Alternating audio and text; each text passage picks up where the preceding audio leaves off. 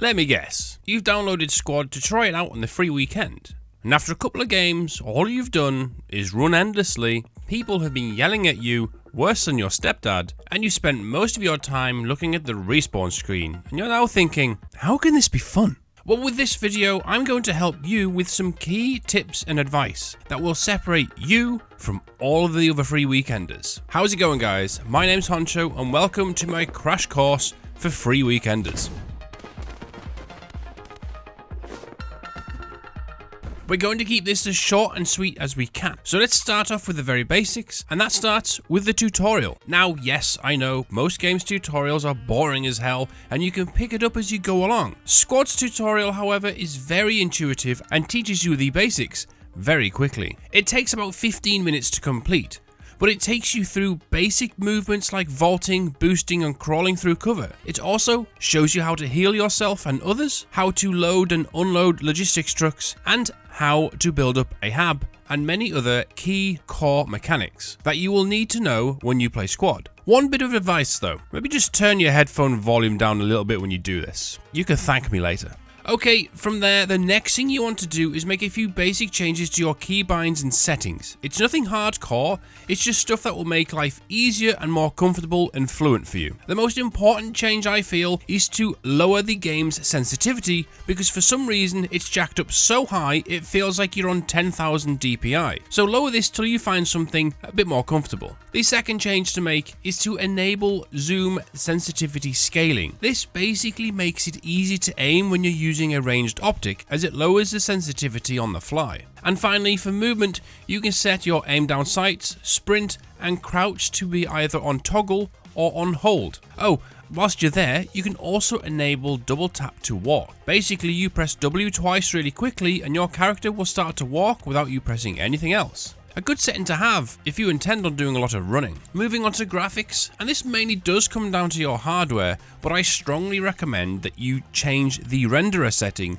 to DirectX 11 as opposed to DirectX 12. A lot of people have had issues with DX12, including myself, and the only other change you need to do here is to disable uncap texture pool size. This setting, when enabled, can create a VRAM leak and creates all kinds of issues with stuttering and lag, unless you've got some form of supercomputer. Oh, and turn motion blur off. I actually don't know anybody who likes that shit. Okay, now it's time to find a server. The first mistake people make is to queue for the servers that are at the top of the list, that have an overly large queue. That's fine and all, but you don't want to spend half of your time waiting to get into a server. It's a free weekend after all, you're on limited time. The best thing I can suggest is to scroll right down till you find servers in the population of between 10 and 30 and on a seeding layer. This allows you to join instantly, but also means you get to play for a short while with zero consequences. You can literally pick any kit that is available to the faction that you are playing, and when you die, it doesn't cost any tickets.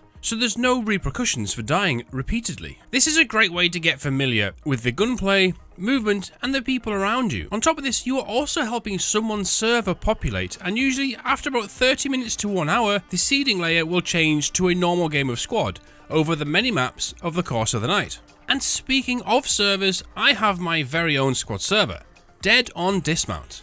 Players of all skill levels are welcome, so don't worry if you are a free weekender or a 10,000 hour vet.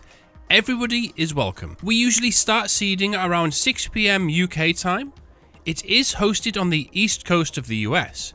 And keep in mind, I am from the UK, so don't worry about ping. Anything around 130 to 180 is perfectly fine. So if you are in Europe, you will be able to play on the server with no issues. You might though have to lift the ping limit within the Squad server settings. As a 4.5, they put a 150 limit on your server search. This can be adjusted to whatever ping you feel like playing at. If you want to know more, join our server Discord and get involved. The link is in the description and the pinned comment down below.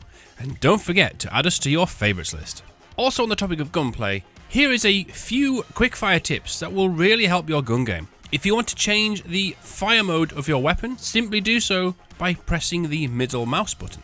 If it has a bipod, you can deploy it by pressing C whilst prone or up against something like a windowsill or something similar. Never reload your weapon in the open. It slows down your movement speed dramatically and that's usually when someone dunks on you. Stamina is everything. The more stamina you have, the longer you can sprint for, and the better you can control the recoil on your weapon. You can steady your aim by pressing and holding left shift for a short period of time. Perfect for when trying to line up those long-range headshots. Running low on ammo?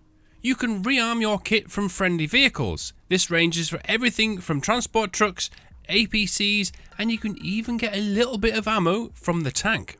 Suppression is a powerful tool. Shooting in someone's general area can be enough for your squad mates to either cross the road or take out the guy that you have pinned down. Now, when you are in a live game and you have joined a squad, you press B to talk in squad comms and say, "Hey, I'm new, what do you want me to do?" This is going to help you out massively because now your whole squad and squad leader knows that you're a new player, so they'll be more inclined to be helpful towards you. If the SL does kick you, however, well, that means he's a complete cockwomble and you didn't want to be in a squad that's run like that anyway. Always make sure to stick with your squad mates and don't be afraid to ask questions. You're new to the game after all. Don't go running off into the ether. As tempting as it is to go for a wander, you will end up missing out on all of the action, and if you do somehow get murked, well, there's no one there to help you. If your squad leader has called for you guys to defend an objective, and it's a bit on the quiet side, there's no enemies attacking you, and you don't know what to do to pass the time, simply embrace the quiet period. Because it won't be too long until the enemy comes in on your flank, and all hell breaks loose. Squad is all about teamwork, communication, and cohesion. It's a team effort between your attacking, defending, and armored squads to defeat the enemy team. But remember, they will also be doing the same to defeat you. Don't worry about getting millions of kills or being ultra combat effective or your KD. All of this comes with time and a bit of luck, but you've got to think of the bigger picture with a game like Squad. There's a lot to learn, too much to learn in a weekend, but don't worry about that. These free weekends are simply to give you a taste and to get a simple feel for the game.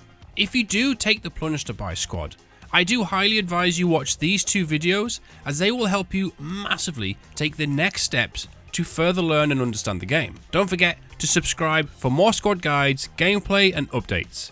Take care, and I'll see you in the next video or my server.